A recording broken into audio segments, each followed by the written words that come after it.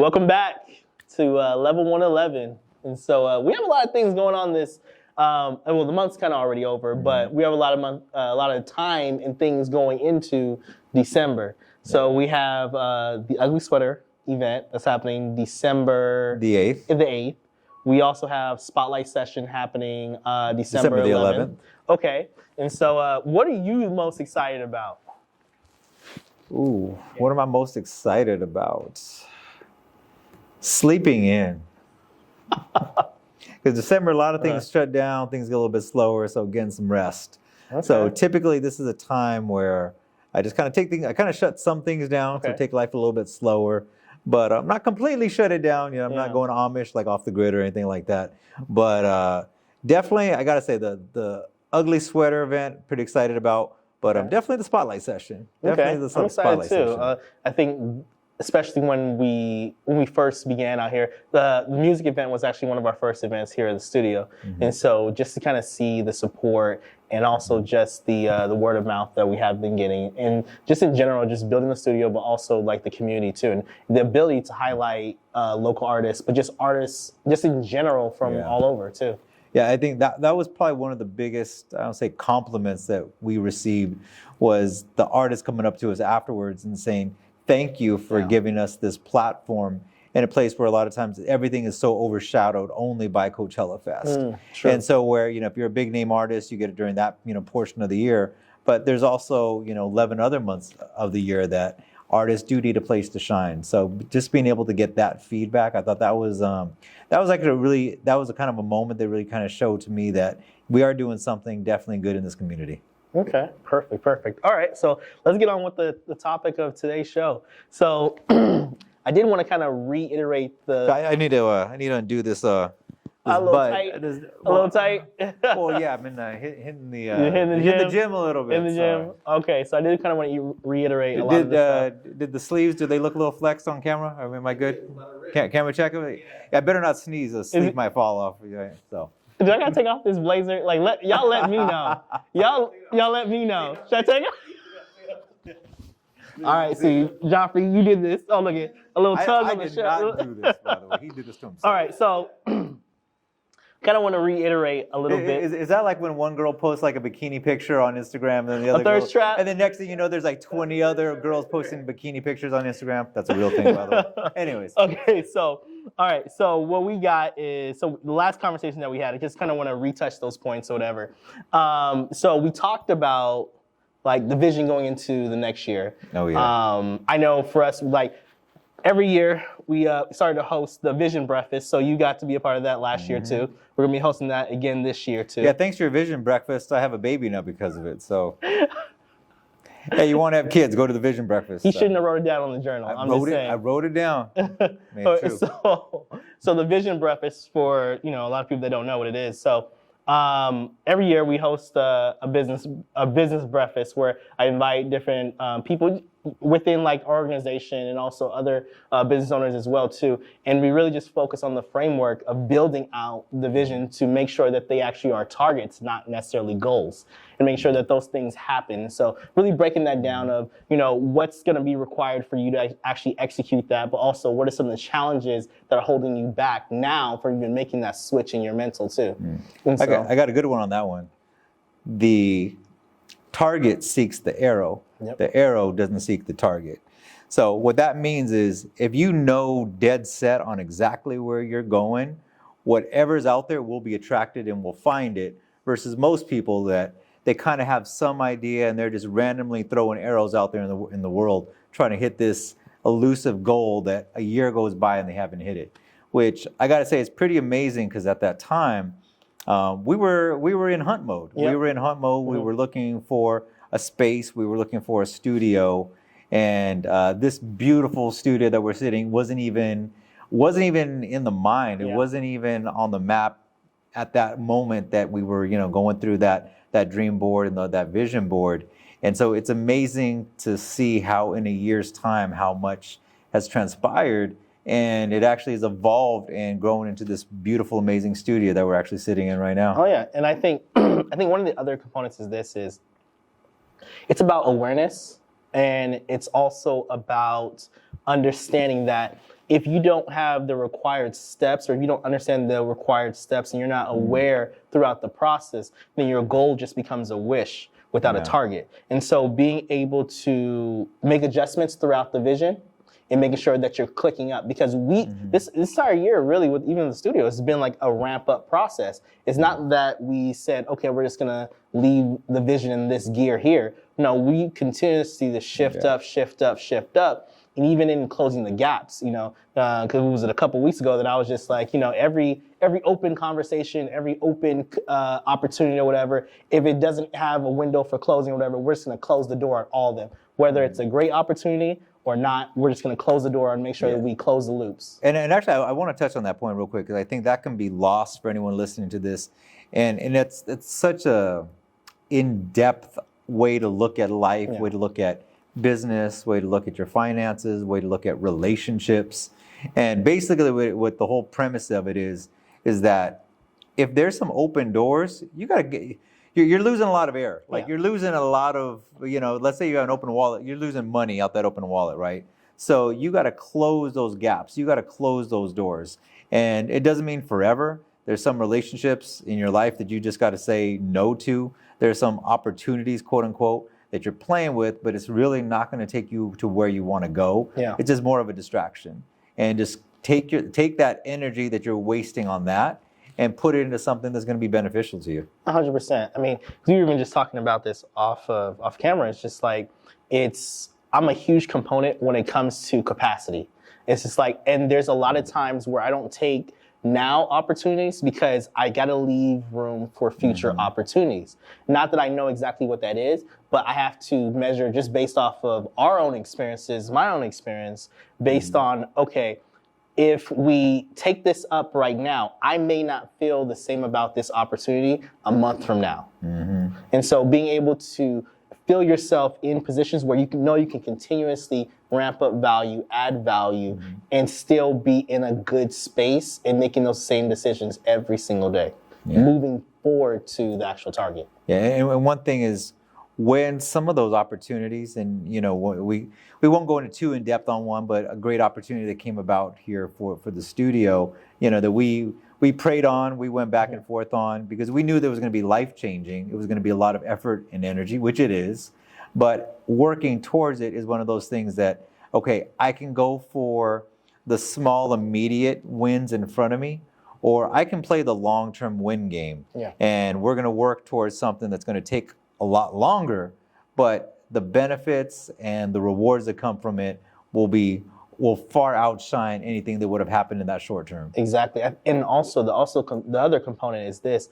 It's knowing the difference between investment and just burning cash too. Because a lot of times where there's been positions, like, as you know, like individuals and people and stuff like that, where it's just like, okay, well, I can't outlast the point to get from point A to point B in this opportunity, so I need to make adjustments. But also, there are also the components of like, okay, I know myself, so let me ask for help in order to bridge that gap between where I'm at now and then also where I'm going. So what's your take on that? Well, for one, definitely I think reaching out, you said ask for help, and that's something that I wish I would have taken more advantage of younger in my career. It's like I had that. And I think so many times, a lot of us, we have that macho, I'm going to do it all on my own. I can, I'm going to bootstrap this. I'm going to throw on my Superman shirt and, I'm going to get this done. Instead of seeking guidance, seeking, those that have done it before me, those that have done it better than me, and get some help. And also sometimes just get some feedback on, is this a route that I need to go? So I don't waste 6 months of my life. I don't waste 6 months worth of money. I don't waste 6 months worth of time. I don't waste 6 months worth of relationships and go in a direction that's not going to take me where ultimately I want to end up at. And so reaching back to people that have done it at a high level that I trust, that I like, that I respect, and get some feedback on it, and then formulate that decision, which I think that's something that we did, in this last venture, that, we sought counsel. We talked to a lot of different people. We did a lot of praying, and we said, okay, we know the risk, we know the rewards, and it's something we're going to move forward with. Yeah. I think one thing that may be helpful too. So I have a process of making my own individual decisions, and then anything that has to do with a vision, because your vision, my vision, it affects other people as well too.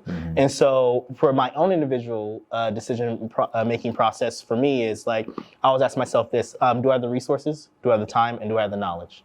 If I have at least 2 of those, I can make a solid decision. If I have 1 of those, then it's gonna be a little bit of risk, and I may be a little bit risk adverse when it comes to those things. The other thing is when it comes to like the bigger vision where I know it affects other people, I'm gonna go ask my council of men. I'm gonna go ask my council of individuals that I know have proven that that they know how to make good decisions, or they are an expert and a specialist in the area in which I'm asking that question.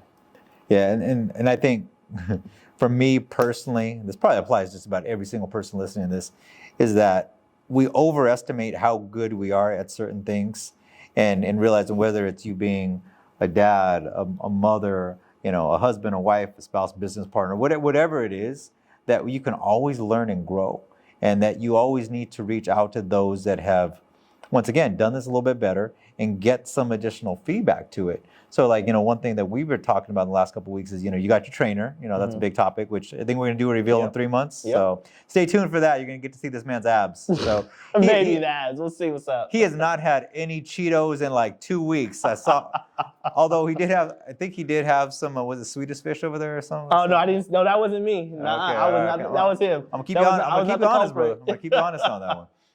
But, leveling up in your fitness, leveling up in, in your relationships. And I think that just goes back to it is that, at every point you need to get advice in all areas. And so some of you right now, I know you're probably doing very well in business, but there's some areas that you can grow in your relationship at home. And that's also hindering you from growing in your business. And the more that I start doing this dive in who I am internally, it's like everything feeds to everything. And so now that, you're getting yourself together fitness-wise, you're feeling more confident in different areas, and now you're feeling more confident, let's say, in your relationship, you're feeling more confident in business.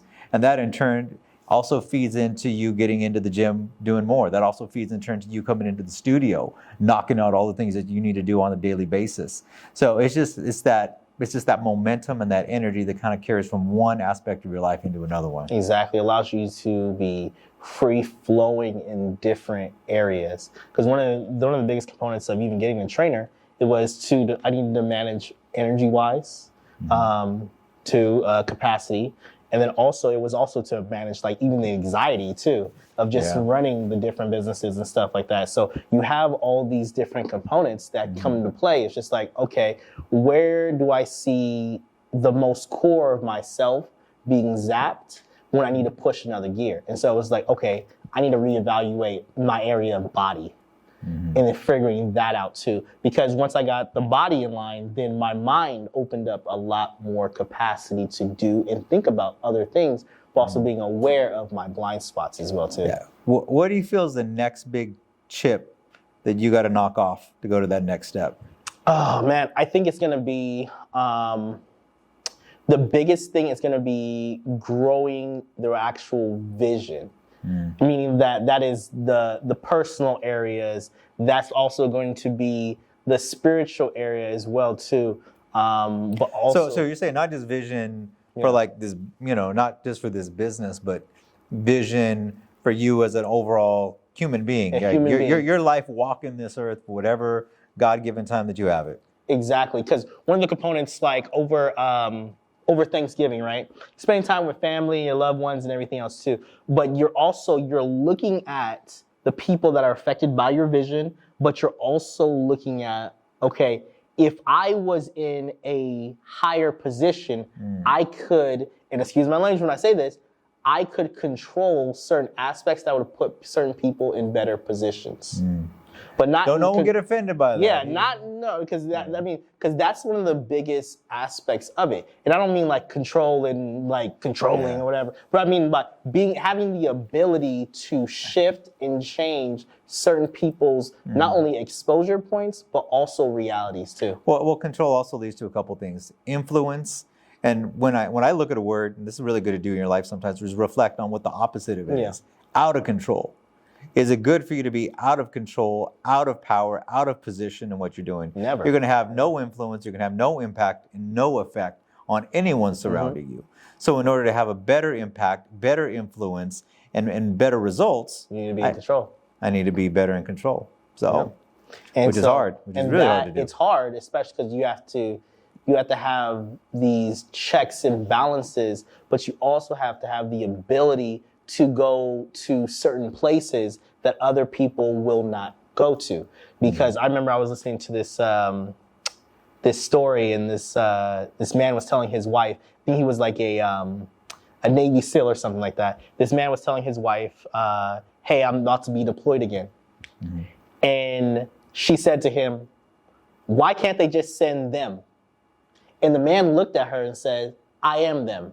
And so it's just like a lot of times we don't realize that so many people are looking for a savior. They're looking for someone to come and rescue them. They're looking so many places outside of themselves instead of just saying like, I am that dude. I am that chick, or whatever it may be. I am that person. The buck stops with me.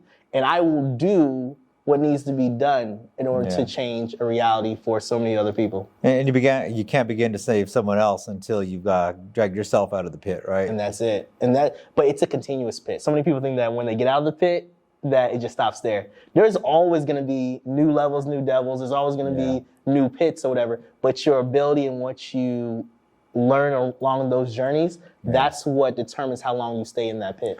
Yeah, and I'll end with this. I was in my reflection the other day, and I kind of had just this revelation. And it was, whether you're successful or unsuccessful, having those pitfalls, having those dips of life, no one is immune to it.